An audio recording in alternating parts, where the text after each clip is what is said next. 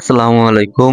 আমার বাড়ির পাশের একজন প্রতিবেশী তার হাঁসের ডিম থেকে বাচ্চা ফোটানোর জন্য আজকে 25টি ডিম দিয়ে গেছেন। তাই এই ডিমগুলোকে ইনকিউবেটরে দেওয়ার আগে ডিমগুলোকে ভালোভাবে জীবাণুমুক্ত করার জন্য পটাশের পানি দিয়ে ডিমগুলোকে ভালোভাবে ধুয়ে মুছে নিচ্ছিলাম। এগুলো যেহেতু নিজেদের ডিম তাই বেশি ভাবনা চিন্তা না করেই মেশিনে দিয়ে দিতেছি।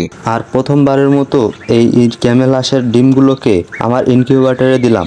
ইনশাআল্লাহ আশা করতেছি এখান থেকে ভালো রকম একটা রেজাল্ট দেখতে পাবো।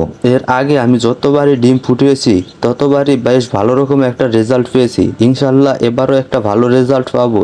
তাই ডিমগুলোকে জীবাণুনাশক দিয়ে ভালোভাবে ধুয়ে নিয়ে সব ডিমের উপরে মার্ক করে দিতেছিলাম যাতে ডিম উল্টানোর সময় সমস্যা না হয়। তাই মার্কার দিয়ে ডিমগুলোকে খুব সুন্দরভাবে মার্ক করে দিতেছি যাতে পরবর্তীতে ডিম উল্টানোর সময় সুবিধা হয়। ম্যানুয়াল ইনকিউবেটরে যেহেতু হাত দিয়ে ডিমগুলোকে উল্টে দিতে হয় তার জন্য ডিমে মার্ক করে রাখতে হয় যাতে কোন পাশ উল্টানো হয়েছে এবং কোন পাশ উল্টানো হবে তা বোঝা যায়। আর ডিম বসানোর আগে অবশ্যই 2 থেকে 3 ঘন্টা আগে মেশিনটিকে চালিয়ে রাখবেন যাতে আর্দ্রতা এবং তাপমাত্রা ঠিক আছে কিনা তা বোঝা যায়। তারপর মেশিনে ডিমগুলোকে সুন্দরভাবে সাজিয়ে বসিয়ে দিতেছি।